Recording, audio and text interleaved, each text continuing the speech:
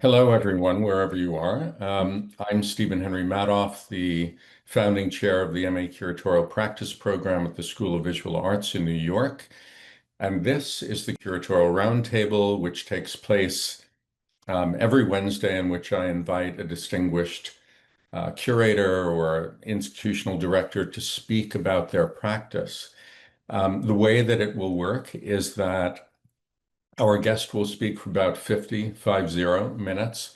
Then at the bottom of your screen, you see Q&A, and if you type your question or comment there, I'll read those aloud, and we'll do that for, as long as it takes to go through the questions and comments, and that's it. So it's a pleasure to introduce Nontobeko Ntombela, who is also, I had the pleasure of being with Nanto and others just this last week in Riga, Latvia, where we were meeting as part of the Extended Artistic Research Network Curatorial Work Group, which is a small organization of international thinkers around curating and curatorial practice in different ways.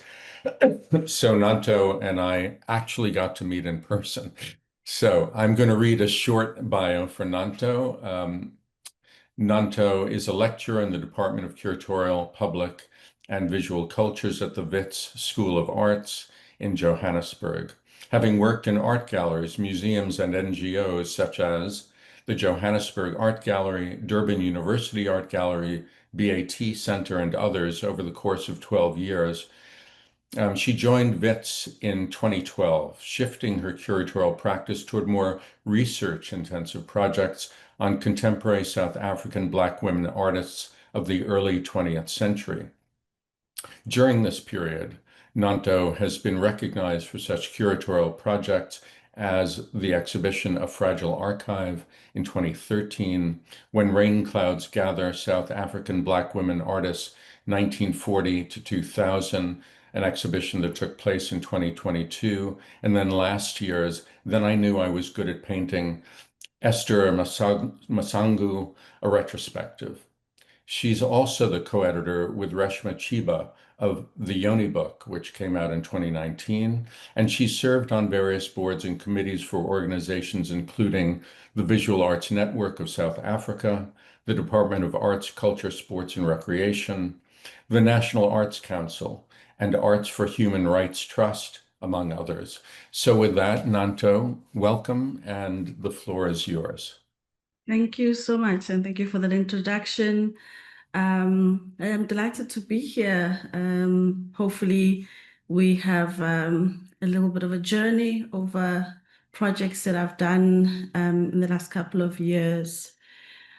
I suppose maybe let's start with sharing the presentation. So I'll start with your first prompt, which was to perhaps give a little bit of a background, how I come to be a curator.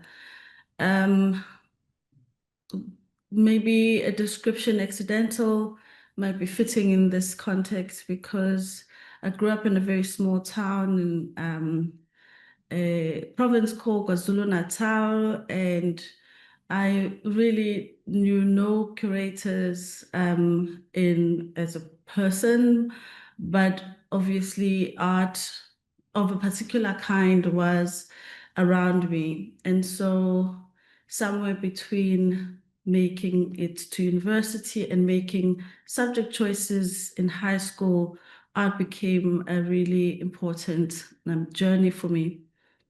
And from as early as high school, just asking around, I became aware that there are many different roles one plays when it comes to how we come to know art. And one of those roles was a curator.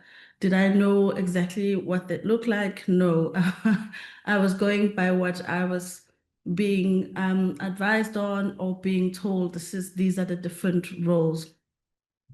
So I arrived in art school. I did a degree in arts, in fact, all the way to my master's. I did fine arts degrees. And my first, just after graduation school, when I got my BA, I fell into curating. The first was a portfolio with Art for Humanity. Then it was run by Artists for Human Rights Trust. It was a print portfolio. I found myself managing that collection, which at the time in South Africa was at the dawn of democracy, illustrations of understandings of unity were the image of the day. And so working with this collection and also discovering my own voice, I managed to find different opportunities, a residency in Scotland, arriving back, and I then joined this NGO, Battle Arts Trust, Beth Center, and that was really the most informative moment of my life, because I realized then that this degree that I had, when it comes to the practicalities of the world and the artists that are out there, I realized that I'd gone through really strong Western education that really had very little to do with my context at the time. There were many artists I came across that I didn't know of, and I felt that Bass Center became the foundations really of a new learning. Not to say that the degree in the university was not useful. There were skills, of course, analytical skills that were very informative for me. But Beth Center became a context of what are the realities of supporting artists in an NGO environment. What does one do in selling artworks, curating exhibitions, the different forms of curating exhibitions. I started off as a training facilitator. I was teaching printmaking and drawing. Eventually, I don't know for what, how the transition to curating became quite a natural one. And then I found myself running the galleries at the Bass Center. So working for an NGO, non-profit organization, really opened my eyes. What was public art? What was grassroots art? What was the differences between that and the so-called fine art world, and how does one negotiate those worlds and making and meaning making in art and understanding artists' contributions. Most of the projects I did then was really for me learning projects, where one of the projects I remember quite vividly was researching a project on walking sticks, which, as abstract as that sounds, is KZN or KwaZulu-Natal or Durban, that is very known for craft. And there was this relationship between, or at least this polar ideas of what craft was and what fine art was. And I was interested in, so what are these names that we celebrate, and how do certain crafters make this leap towards being understood as fine artists? And I spent months and months and months going around visiting artists, what we would define today as studio visits. Then to me, they were just a way to find out and have a sense of the region and what it offered. So fast forward, I worked at Bass Center. I then moved to a university context where I ran the gallery where I studied. Then it was no longer called Technical Natal, it was called Durban University of Technology. There I ran and looked after a collection, more or less in a similar nature where I started when I was looking after the print portfolio. This meant that also now my own journey of what kind of exhibitions I would produce was changing, and I was in this explorative moment of really finding my own language. I felt at some point I had mastered a way to kind of present and display, and I also felt the frustration. People were always commenting, oh, how really well presented your exhibitions are. Something about it felt like there was a neat way that I was presenting. I needed to mess up. I needed to roughen up. And as I said, coming out of university, there was another kind of university that I was now in, discovering artists. The second layer of the question was then, well, if I could move into curating so naturally, what then is the reason I am able to have visibility as a woman curator and a Black woman curator? Is this a question of the kind of gender efficiencies of just being a woman and being able to fall into an administrative job? Or were there bigger questions about how we produce? Around 2007, I began working on a master's project. I started the master's in the same university I was working, but soon realized that I'd been talking to the same community for the longest time, that maybe I needed a different experience to be somewhere else. There was, at the time, a lot of support for master's bursaries. I got the Norval Foundation a bursary and had the opportunity to go to a university of my choice. With a growing and a young family, I decided that maybe it's time to move cities, and I decided to go to Wits. And as I went to Wits, the question that I began asking, so who am I as a woman? Who am I as a woman artist? Then I could identify as an artist. Who are these people that I could relate to, or relate to a history of practice? And when I got to Wits and thought I had figured out my question, the feedback I got was, the question is very big, maybe park that for a PhD project. And with that, I then decided the question was, if we're talking about visibilities of Black women artists in South Africa, who might that be? Who were the pioneers of that time? And I needed to focus at least on one artist. And that's when I discovered Gladys Mbudlandlu, who appears in the 1960s. But before I go into my projects as a curator, I think it's perhaps important then to say that in the time I was doing my master's, I was working, I left the job in Durban. I was a student at Wits and found myself being invited to work at the Johannesburg Art Gallery through the proposal to have my master's show there. While working at the Johannesburg Art Gallery and as about to finish my master's in the second year, Wits invited me to join the History of Art department, where I would be working with them to expand the History of Art programming to curating. So this is then when I moved from Johannesburg Art Gallery to Wits University. And I wanted to give context. We're now called Curatorial Publics and Visual Cultures, but when I joined, we were History of Arts. The premise of our name change is really because we now offer 3 programs as opposed to 1 discipline. Back then, we were offering only degrees in History of Arts, and we've later offered degrees in Heritage and more recently, Curating. So I'll give a little bit 1-minute video just to give you a sense of the university or the then department. The sound.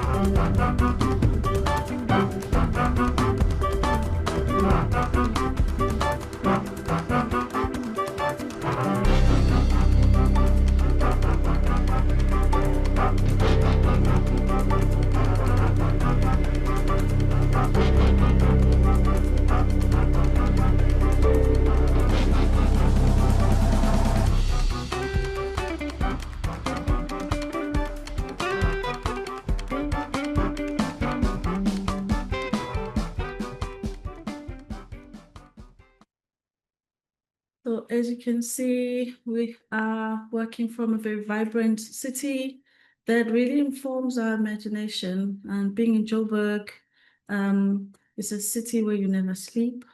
You're constantly asking yourself questions about your sense of presence and how your sense of being is impacting the world. Of course, being in Johannesburg also means that we are constantly asking ourselves, being this capital economy, how do we relate to the world?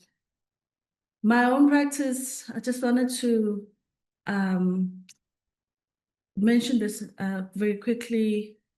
As I said, I've curated quite broadly, I write quite broadly, but I've become quite interested in the positions of women.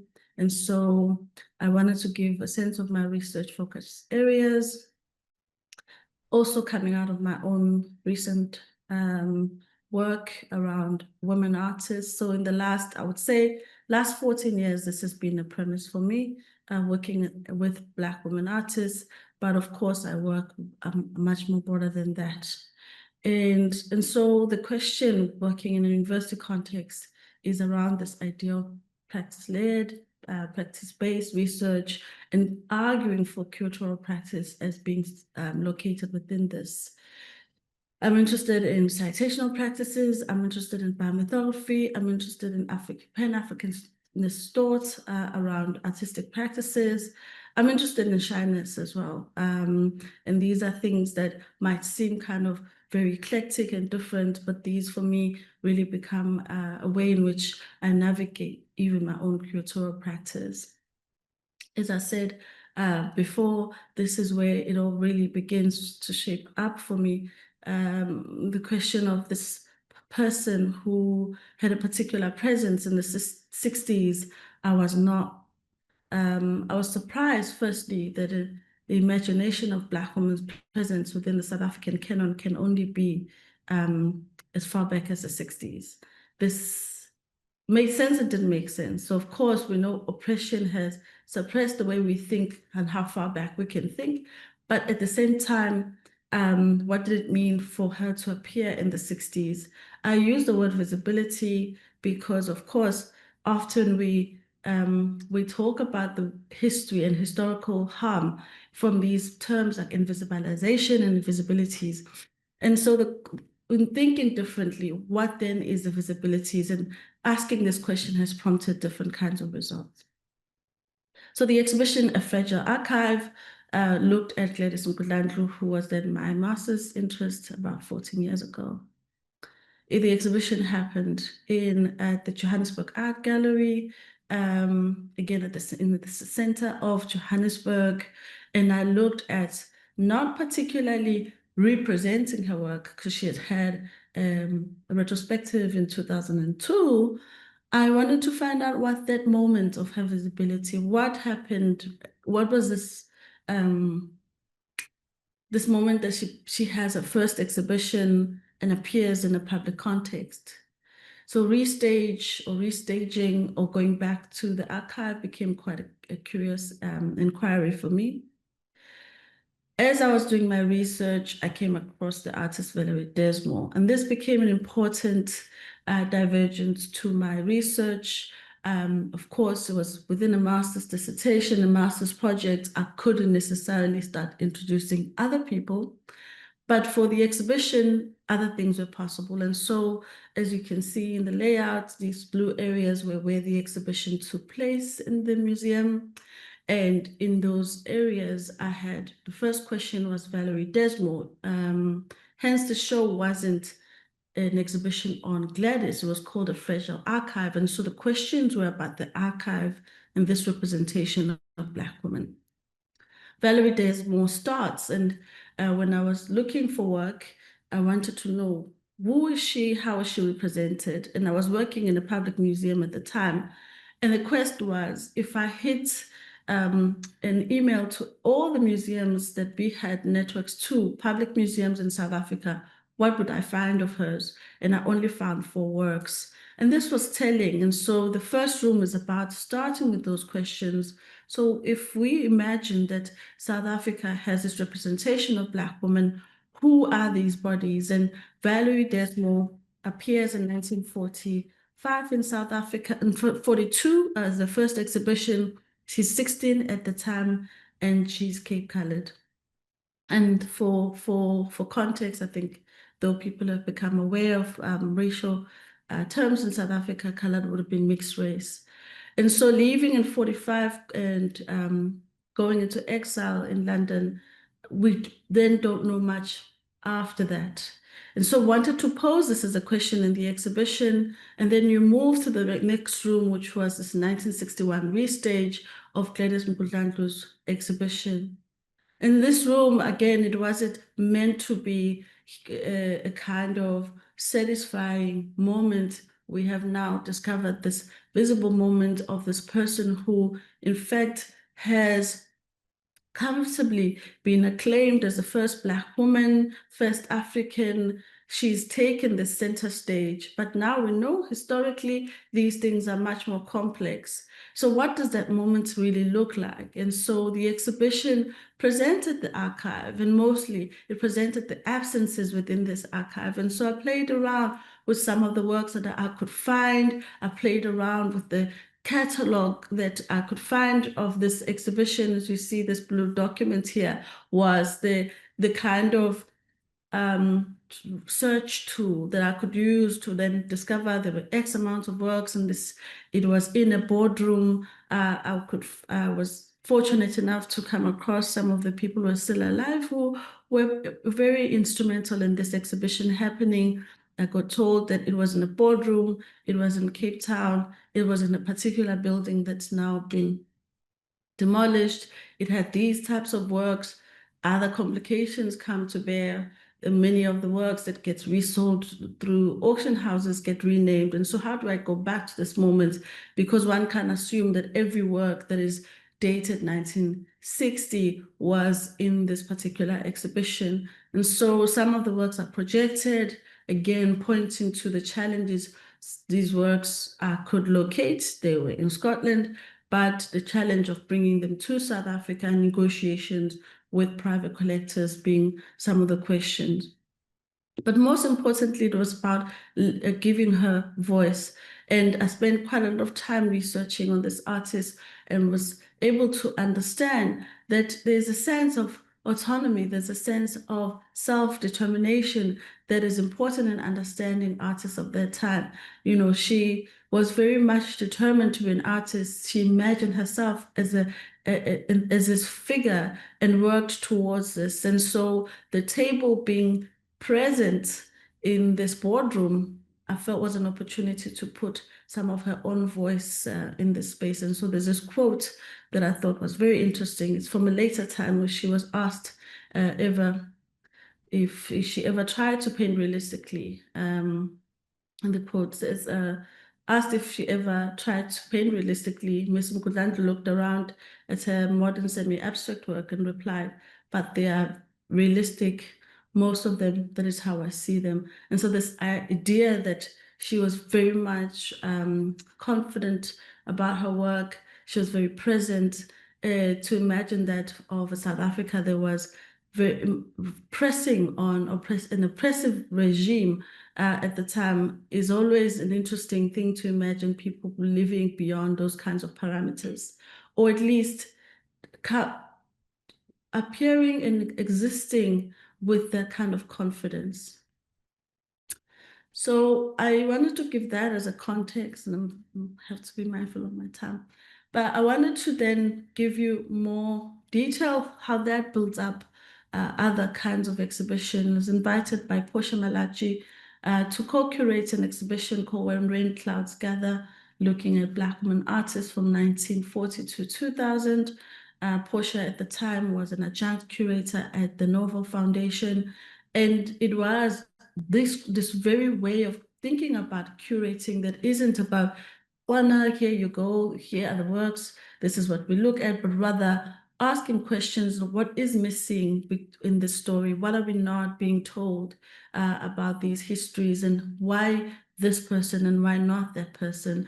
And so we went on a venture to say, let's try and a search journey to find out if we were to think about Black women from this period, and we hit 2000s because we wanted to not, and it's a very precarious time because this is just after the emergence of democracy, but we were interested in a particular generation of artists that were seen to be wrestling with visibility. And so if we think 1940 all the way to 2000s, who can we find? And of course, there were people we missed because I don't believe exhibitions are meant to be conclusions. I think exhibitions are meant to be questions that we may fully answer or not. In fact, most of the time we are not able to have complete answers for the questions we pose, but they gesture towards more questions for other things to appear. And so the exhibition, as I will continue to artistically amateur video, this is a sense of people. We had these rooms and we ended up with about 200 artworks. And as we started, first question was about the itinerant archive and the fact that you were confronted by this archive that laid out the visibility of women. And we started then asking other questions about the, the challenge of what this archive is, who, what type of woman gets to be visible. It takes a while. If there is a chance, we might come back to it. I'm very wary of time, but maybe just a few minutes so you get a sense of the space.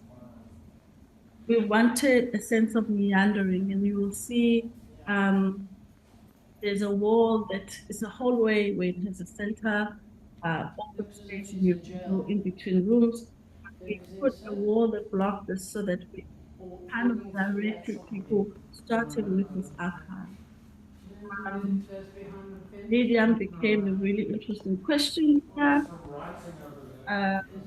Because, and I'll go into that in a minute.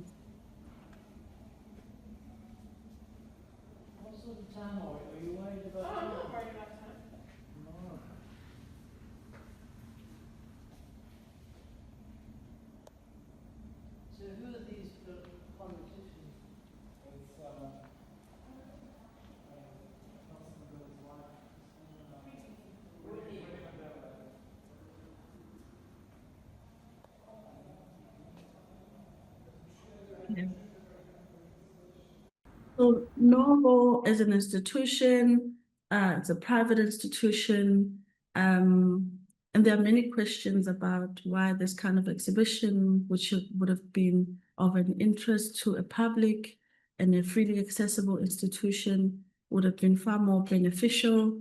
The question of two Black women curators putting an exhibition within this context are other huge questions, and we may not have the time to go into, but I just wanted to make a note of that, that this private institution is in Cape Town. It's about a 20-minute drive from the city center in a place called Tokai.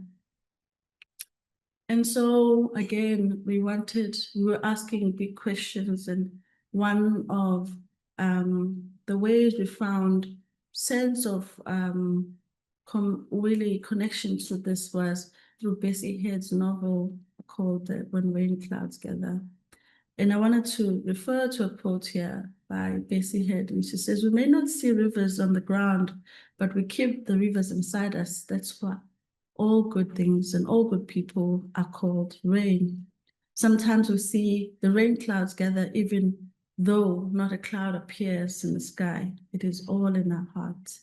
And so this idea that the exhibition was asking questions, and the questions could either go one that says there's something threatening that's about to happen, a storm, but there's also something really beautiful after the storm we have. And Bessie Head was writing from a very interesting space where she's writing in Botswana. She's reflecting on this idea of community and working collaboratively. And so in each room, I'll just quickly go, I won't read these, These are just a reminder for me that we started off with the itinerant archive, and we themed everything just so that we can, each artist wasn't represented by one work, but rather we worked around themes that emerged out of their practices. And so the idea that if we look at this mapping from 1940 to 2000, we see visibilities of particular kinds of women. When Drum magazine was already making visible artists like Miriam Makeba, because of exile in South Africa, women artists were almost invisible. In fact, between 1940 to 1960, there's almost no women artists at that time. So these timestamps were really important. One of the things that other people commented they really loved about this room was also the constellations where things starts to move. We see all these exhibitions that are focused on women. We also see the moment in which those who are beyond the 2000 moment, or those who become important today, where some of them were born around that time or were young at that time. So it was really an important start about also making visible absences. We worked with print material, tried to also make that visible.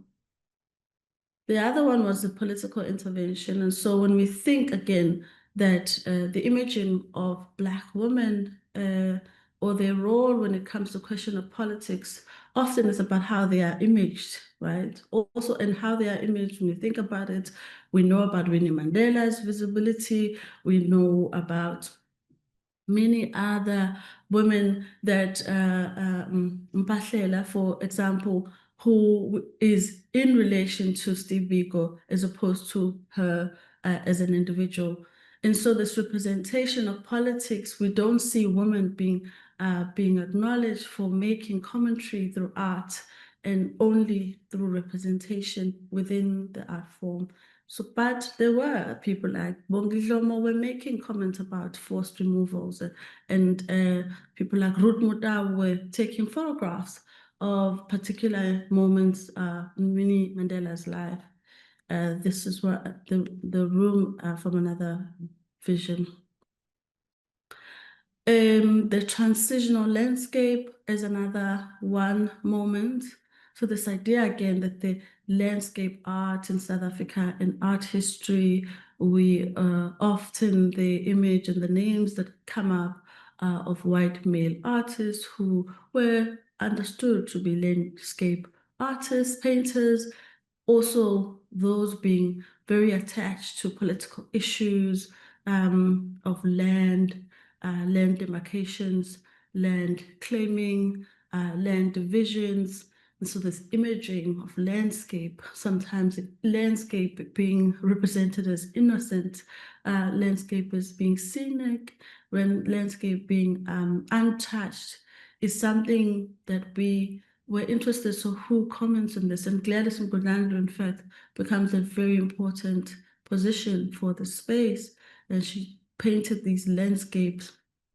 They were often very much looking unrealistic, very abstract, but sometimes with people, sometimes with homestead. And so much of writing has happened around Gladys Mgodlando's landscape paintings. There's a moment, in fact, as I wrote the thesis, where she was painting Cape Town, the city, and gets discouraged by one of her mentors who said, "Why are you painting the city? Why are you not painting the township where you live?" So again, this idea of representation, how it works, becomes an interesting question around landscape. This is another view. The other question was around African feminism, this idea that Black women have come late into the discourse around feminism. We wanted to understand whether that was something that had truth to it. Artists like Valerie Desmond, who in the 60s are asking questions around feminist practices and positions of women, become interesting. Ruth Mutau's work becomes interesting. In fact, this particular work around unity, marriage, and the imaging of that was interesting to kind of think about this from this particular question. This is just another view. And one of the things that becomes really interesting with this exhibition is that, of course, exhibition form made a possibility for us. We could intervene in a space that otherwise was not possible. Very privileged to have had the budget to imagine a sense of installation and scale that in public institutions would have not been possible. The other question was around printmaking and photography. The representation of photography and who photographers are in South Africa. Women are nowhere to be recorded. And of course, this conversation is changing now. We know of people like Mabel Tretu, Mavis Mthandeki, Primrose, and Zubedia, Joyce and Tlazilwana are all now names that suddenly we are confronted with them being present in photography practices going as far back as the 60s.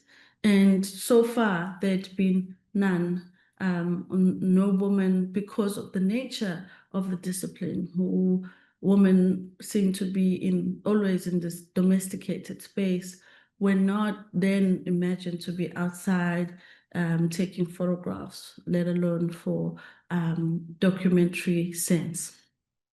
Printmaking has a similar question, where in fact Rocksdrift Center, that becomes quite an important space in South Africa for context of people who do not know. In South Africa, for up until the 90s, Black artists couldn't really go to university to study art. What you would rather have been encouraged to do is to join what became art centers. These art centers begin from missionaries.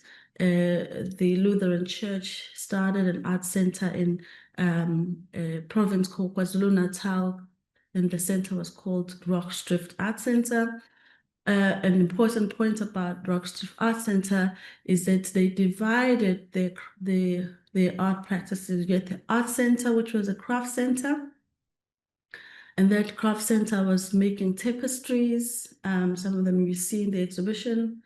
A lot of those were targeting married women who were left home in the area by husbands who have gone to find work in cities. And so there was a deliberateness around a gendered practice around tapestry. And then they had the fine arts school, which a lot of artists are known for, Zaria Mbata, John Mafongejo, a lot of artists come then to do printmaking at Rocksdrift, and that becomes a gendered imaging of a kind, except when Bongi Dlomo joins Rocksdrift, she also becomes the only woman that comes out of the art school from Rocksdrift. And so once again, this idea of printmaking, its relationship in this gendered form became an important one. And we wanted to show really in a sense of kind of quantity that some of these claims, historical claims, are untrue. The constant feedback we got about the exhibition was how much there was and how much this was the first time they could see this in one place, and something that didn't exist in the public imagination, that there could be so many women and so many women touching on these different areas. Of course, the famous Esther Mahlangu, who becomes known for coming to Paris and joining the pool of artists that were represented at the Magicians de la Terre, blows up as becoming an international artist since that point. The question is, what is this fascination and what is the relationship to Esther Mahlangu in South Africa at the time? Of course, this branding with BMW that follows up after Magicians de la Terre twists the way that this celebration of Esther Mahlangu sits in the public imagination. When you asked of Esther Mahlangu, or everybody would say, oh, that Gogo that painted the art car, or that artist that paints walls, or the one that is the heritage ambassador. And these kinds of imaginations of Esther, we didn't want to do the typical representations of these paintings that have been put on canvas now, but wanted to ask a question around representation and the Black imagination around aspirations. What is this relationship between technology, cosmopolitan aspirations that come through and become arrested in these two objects, these mannequin shoes and the art car that was, in this particular exhibition, a wallpaper. The other important question that's become more prevalent, and I think it's always been, but more youthfully today, is around this idea of spirituality and religious understandings. What women have always, at least today, what's been really broken down is this idea that the medium of spirituality, the medium of religion, is two separate things. And what has been the new conversation is that, in fact, there's all these realms are always navigated together. Spirituality and religion, when we talk about historical conventions of people being emotioned by missions to only become Christian and leave behind their backward ways of spiritual practices, is that this imagination is really untrue when you think about how homes, in fact, have always held this, both these, if not more, these understandings of both the religious aspects and spiritual practices. I'm gonna close soon. This area, which was open once again, I think it was really amazing to be able to reimagine the space, which was one of the most difficult spaces because it's this big volume walls. We didn't know how to kind of work around these divisions, and we had the opportunity to divide them to think about these different ideas. The other was wrestling trauma. And of course, trauma being quite essential and big ideas around, the idea of the perpetrator always, there's been these fascinating unpacking and really interrogations that the perpetrator no longer is one single entity. And so how do we think about this idea of trauma and how artists have wrestled with it? What does it do when we understand gendered positions around this? This particular work, what you see here is in Nontobeko Ntombela, who, when she went to art school, made these prints based on a personal story of being abused by her sister's husband, but how these prints have become a place that she visits all the time. So the banners that you see hanging on the left-hand side are the continued representation of these prints that she made many years before, and suddenly become something else when she transfers them into these fabrics. And this is just another setting. Trauma, also cultural traumas, and we use this tapestry to think about these ideas of how tradition and traditional practices and what they do in terms of represented girlhood representations, and how through tapestries we begin, and older women who were commenting on these things already. So we are in 45 minutes and 5 minutes early. And that's really one exhibition where I've explored this idea of gender. I have 5 minutes. I could quickly go to another project, and I will be in 5 minutes. There's a hand raised. Why don't you do that, and then we'll get to Wendy. And any other questions that people have, please put them at the Q&A now. Thanks. Yeah. I wanted to move quickly to this other imagination of women representation, and I was fortunate enough to be part of a team that was reimagining Winnie Mandela's life in prison.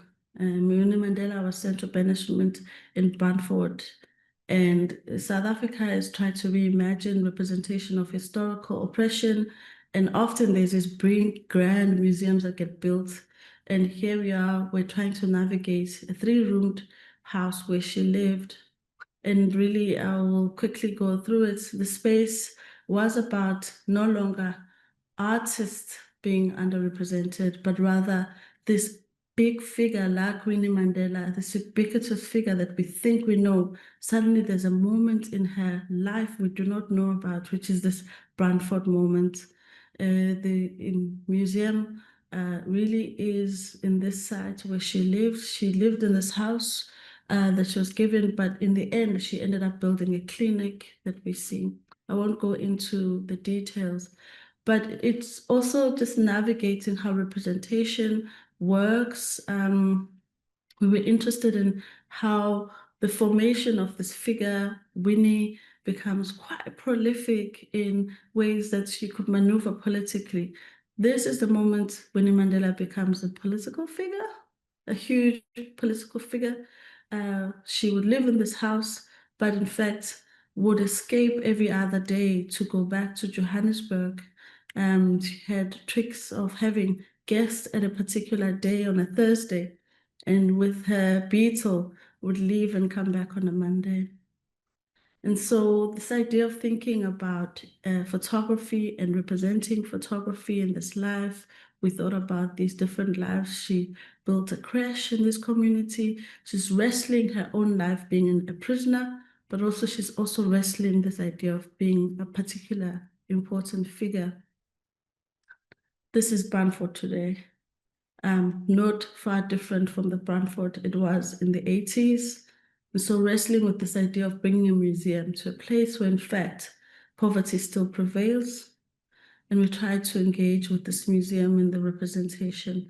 And so what was interesting for me in this is that how do we speak of presenting the experience and holding a museum accountable for what it did to the person, but at the same time thinking about this impact of scale, working with the museum. We tried to recover some of her own personal records, trying to recreate this house that had been emptied. These were simulations of similar kinds of furniture that would have been in a house, similar kind of TV that would have been in a house, but the records, in fact, were kept by a friend of hers, and this was the musical records that she kept there. The imagination of Mandela being represented in this house, and yet Mandela never lived here. In fact, Winnie Mandela spent a few months with Mandela and maybe 2 years after release in prison, and that was the summation of 27 years of being married to this person. But she also writes her books from this place, and she situates herself as a political figure, a rebel. So we try to represent her personal life as a mother, a grandmother, but also this formidable um, figure. But I'll end here, and we'll take the questions. Great, thanks. Okay, so I'm going to read this question. Having visited South Africa and KwaZulu-Natal, my experience with Black women was around the idea of Sangoma, these caretakers, medicine people, and shaman. For the Sangoma, it wasn't so much about visibility, but about community wellness. And this idea of a shaman or community person led by women often also had craft or art as a part of the rituals. Did you encounter this in your PhD research, or is it a separate area where nobody sought recognition so much?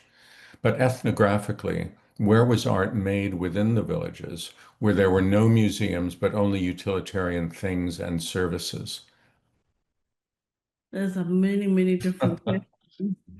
But interesting question. Of course, this is part of the exhibition When Rain Clouds tried to examine is and it was really wrestling with the craft representation. If you go to a lot of ethnographic museums, in fact, even public art museums like the Johannesburg Art Gallery, you'll find scores and scores of personal items from the Sangomas, this community that he described, not just women, but men. And this ethnographic obsession that craft begins from what people wore. And that's where the artistic creativity begins for Black people in South Africa. This is also at the backdrop of, if we can all sort of go through this art historical journey, arts in Africa begins where? West Africa, Benin sculptures, and so forth. And for the longest time, South Africa denied that there was ever creative practices happening locally. In fact, our museums are full of objects that come from Central Africa because it was believed this is where art history or art craft was happening. This is a similar approach then when they eventually turned around and go, wait a minute, we're bringing Western arts to South Africa because museums begin in 1910. And they begin on the premise that they are collecting artworks from the West. We had the Johannesburg Art Gallery starts off from Dutch collections, lace collections, with the premise of they needed to bring Western art to the settlers so that they can remember their own cultures. So there's that where the institutionalization, the museum is beginning to form. Then when the moment to say, what about African art? And this is also because the West is already saying, we are collecting African art. What about you? Then, of course, the collections only begin in Central Africa. And there's also a very famous collector called Mengele, who was an Italian, who went all the way to Ghana collecting everything that he felt was African art and came back and sold it to museum and said, you are blind, you're only bringing Western art, here's what the art is. So the minute the turn begins to say, oh, wait a minute, there are local, there's creativity of a similar nature that's happening around. This happens from an ethnographic perspective.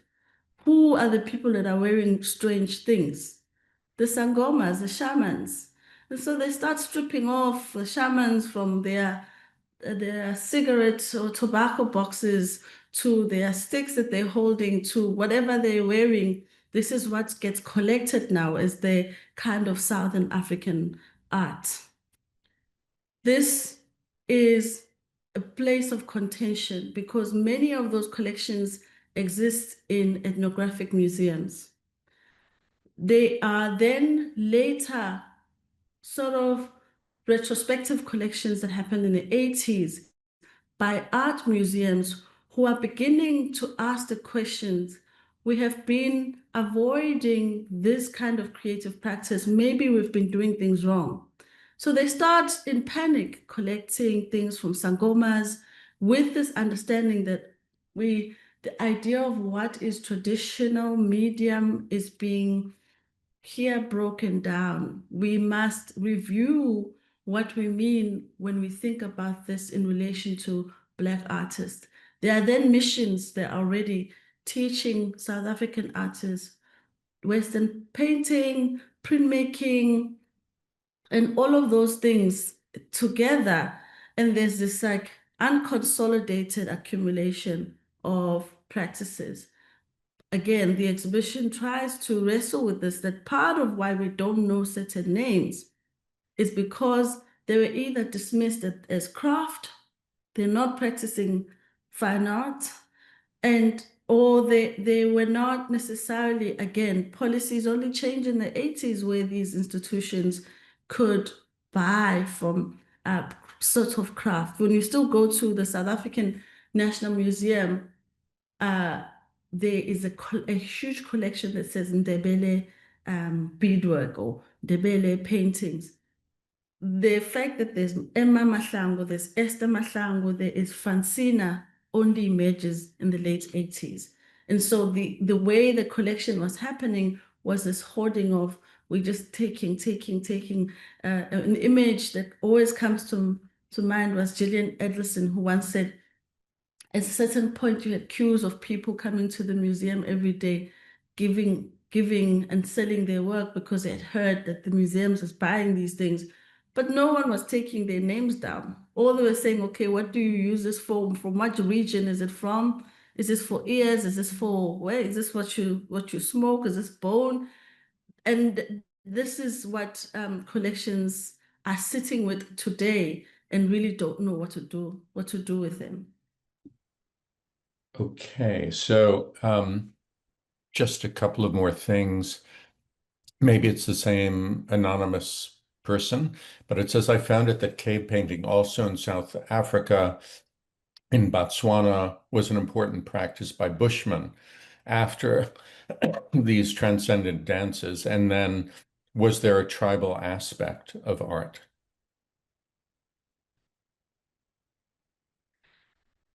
Well, the the word tribe that's out there is one that's been supposed revisited many times because it is about a colonial dividing of people. And so when we refer to people as tribes, it is um, not recognizing that people were mobile and people were coming from various communities and are really were identifying culturally mostly through language. And so the word tribe needs to be disturbed a little bit here. And again, I'm not from ethnographic museum. I studied art history. I'm interested in art historical engagements from visual arts. I'm not trying to justify anthropological or ethnographic examinations of people and their behavior.